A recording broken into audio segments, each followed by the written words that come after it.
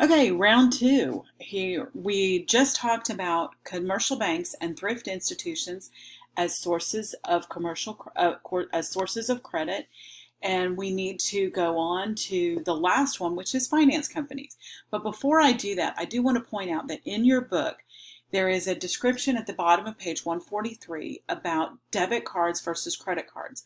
If you are unclear about the difference between the two, that is a really good section to read in your book. Remember that the basic difference, a credit card is linked to an open-ended loan account. You're borrowing that money. A debit card, however, is linked to your checking account. So while each have their advantages and disadvantages, it is wise to keep up on where you are with each one. If you carry a debit card, you know that that comes out of your bank account immediately. Um, but also it opens you up for a little bit of danger as far as what happens if your card gets stolen or if somebody gets a hold of your card number, even if the card itself is still in your possession. So just be aware of those differences. Now let's talk about this last type of source of commercial credit. I can't talk today.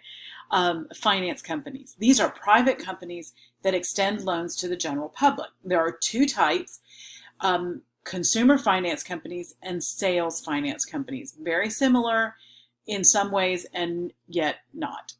Okay. Consumer finance companies first. These make personal and debt consolidation loans to the public. You might borrow money from a consumer finance company to finance a vacation or an education, or to cover a temporary cash deficit. Think payday lending. Okay, so yes, some consumer finance companies are payday lenders. They're dangerous. The other type would be the ones that loan you title pawn. That and we'll get more into that in a minute because we're going to talk about pawn shops in just a minute. So debt consolidation loan, a debt consolidation loan combines all of your debts. If you got to the point that you had multiple credit cards, multiple health bills, other things like that, and you're like, I can't pay all of these. What do I do? Well, a debt consolidation loan would combine all those debts into one loan with one monthly payment. Usually that would save you some money versus making all the different payments.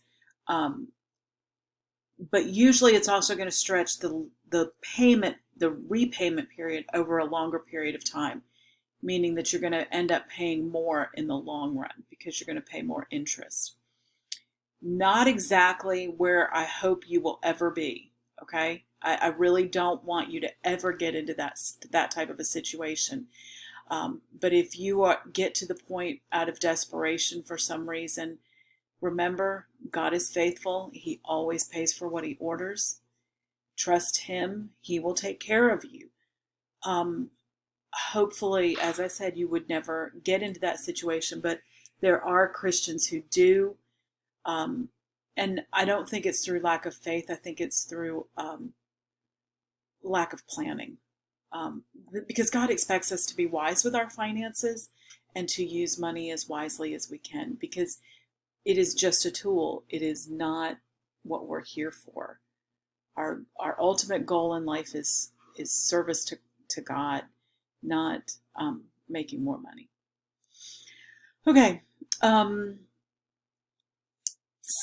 A sales finance company. These are companies like GMAC Financing is an example of this, where they are a subsidiary of a larger company like GM, and they provide financing for their consumers to purchase their automobiles. Ford financing. You go into a Ford dealership, you buy a Ford, you can finance it right there. Some furniture stores also have this type of thing going on.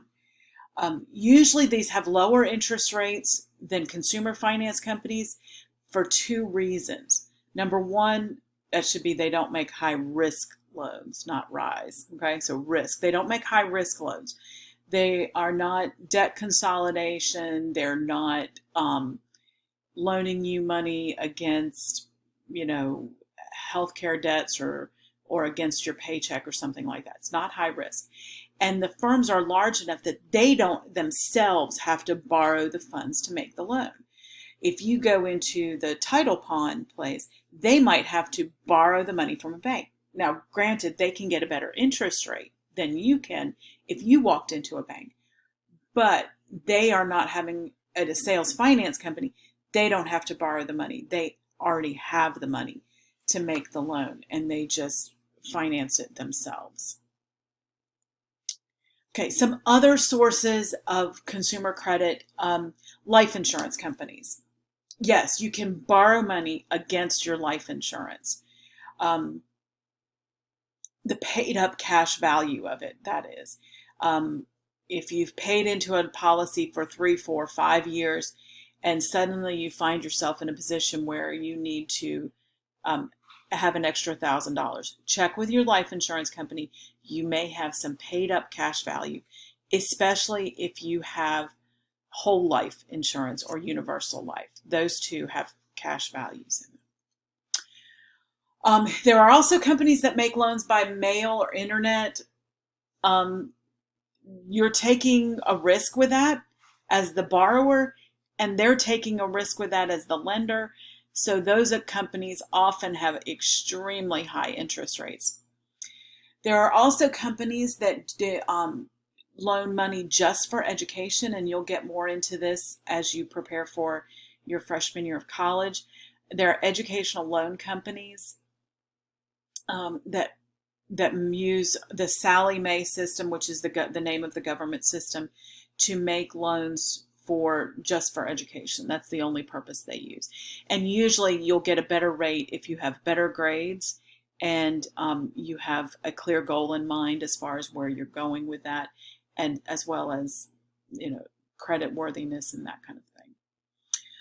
Pawnbrokers are another source of credit. Not a really recommended source because, you may be that you have a watch valued at $100. You take it into a pawn shop and they give you $50 for that watch, and then you have 6 months to pay them back. If you don't pay them back, they keep your $100 watch and resell it. So typically the interest rate is also really high at a pawnbroker. So you might walk out of there with $50, but you have to pay back 70. So the interest rates can be really ridiculous.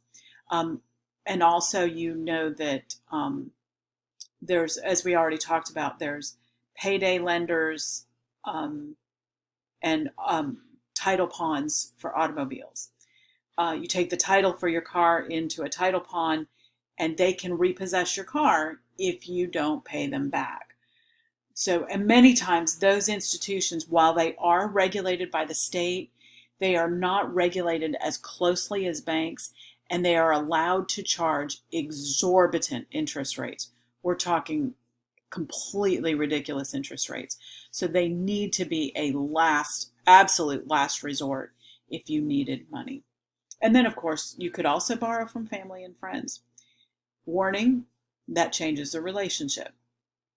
And no matter what somebody says, oh, it's fine, I don't mind, it's still going to change a relationship. So it's not really wise. And if somebody comes to you and asks to borrow money as your family or your friend, it's usually best to loan them the money or to give them the money not expecting it back, because it's just going to, as I said, it's going to change the relationship, and none of us really want that. We want to remain on good terms with our family. All right, that does it for this section, which is sources of consumer credit. I will make an assignment to go along with this and also a brief quiz. Have a good day.